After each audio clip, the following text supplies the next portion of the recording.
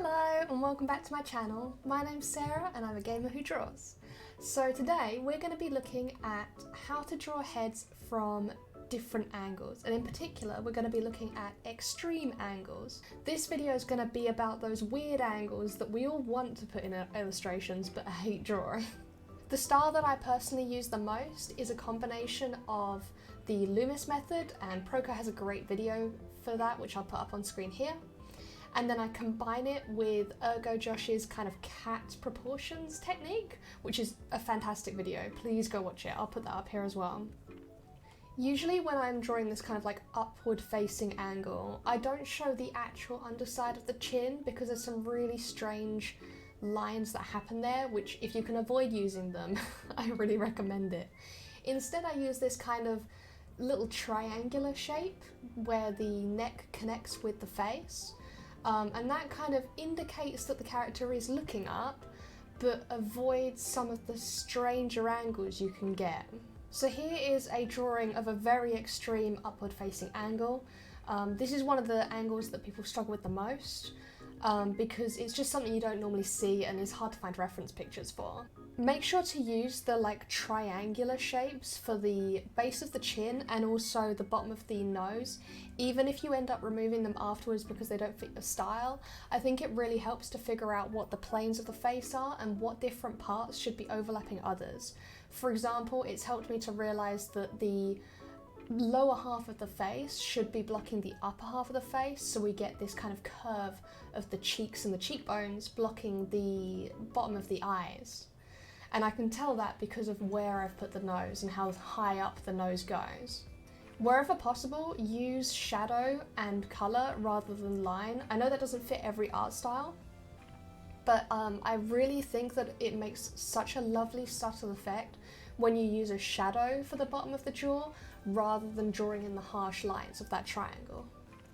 So with this next one, again I'm using the same technique I said in the first one, where there is this very subtle triangle, only now we can see a little more of that underside. So I'm allowing us to see more of that triangle. Even though it is still subtle, we can now see that flat bottom edge of the triangle and where it connects with the neck, and that can make a really nice like effect of the perspective. But again, it's so subtle that you don't have to have those harsh lines that you do get on the underside of the jaw. When you're drawing the underside of the jaw, there are a few different techniques that you can kind of use, and I think it depends mainly on your style and your preferences. So when you're drawing it, you can either use that harsh line where it shows the entire bottom plane. You can draw a line that just shows the kind of sharpest edge of the jawline, and you can connect this right to the edge, or like here you can kind of leave gaps to make it a bit softer, or you can just very subtly hint at just the point on the jawbone. If you put your finger on your own jawbone, there's this one point below the ear where there's a sharper point. You can kind of indicate that and leave the rest of it with no lines.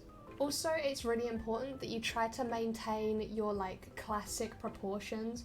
Whatever you've decided that your character looks like from the front view, please try to match it. Make sure that those ears are in the right place and the eyes are the right size.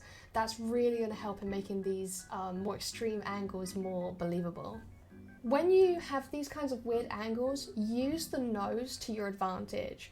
Whether your character has a really subtle nose or a really prominent nose, use it to block other features of the face so that you can really exaggerate what point, like what direction your character is looking, and really show off that perspective that you've been working on. Here you can see I'm using the kind of very subtle lines for the jaw.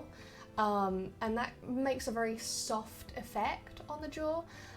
If I wanted like a harsher character or a stronger character, I might completely connect those lines. Make sure to draw through the form wherever possible. So here I have drawn the circle of the neck and where it connects with the bottom plane of the jaw.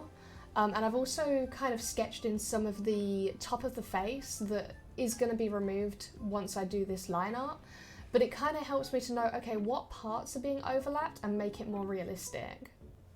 Also, don't be afraid to completely obscure entire parts of the face. It's so easy to think, oh no, I need to make it so you can always see the eyes, but that isn't necessary. If you've got a really exaggerated pose, it's going to be way better for you to fully commit to that pose and make it believable than keep trying to like force different features in. So again, here I'm using a very simple shadow shape like this. This time it's not a complete triangle, it also follows a bit of that straight edge of the jaw as well. But it's exactly the same technique, just indicating roughly where the jaw is, but not really going too harsh on those lines.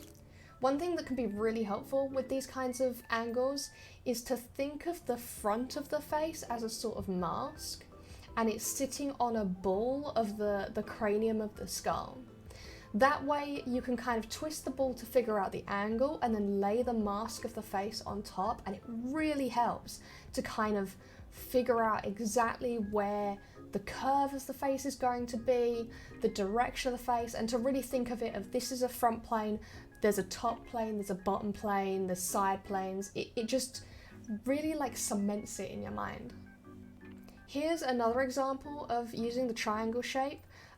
It's really subtle, but it is still there to kind of create depth.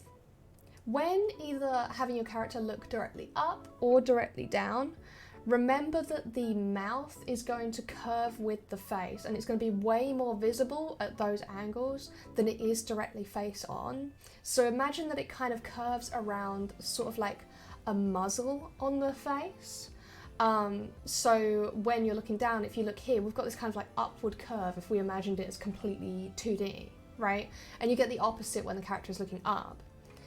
It can be really tempting to worry that, oh no, I need to make the mouth look straight because otherwise it'll look like they're frowning or they're smiling. Don't worry about that. Believe in your instinct and make it curve with the face. With these downward angles, use the brow bone as your biggest advantage and guide. It really indicates what areas of the face are now overlapping. The same way with the upward angles, we use the nose. This time we can really shorten that gap between the eyebrows and the eyes, and really make that brow bone a little bit more prominent. And that's going to make it so much more obvious that we are looking down on this character.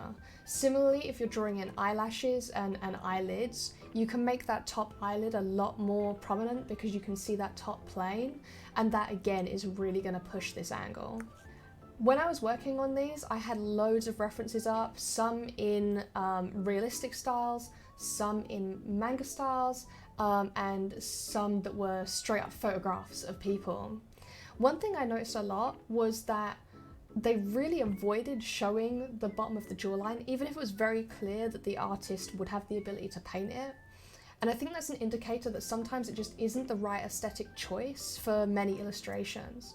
Instead, they would use this sort of tucked in look where the chin was tucked in towards the neck, and then the chest could come out forwards and they could kind of look down in that way.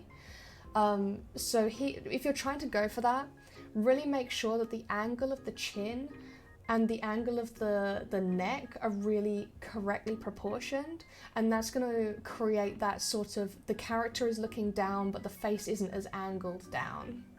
And finally, when you're drawing these top-down views, really use that top plane of the head to help you.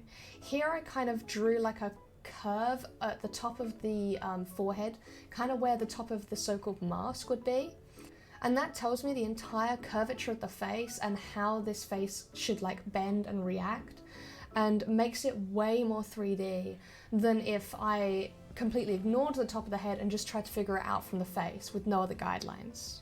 So those are all the weird angled faces that I could come up with. I really recommend that you have references up when you're doing this of multiple different styles and of real photographs, and then you can simplify it into your own style.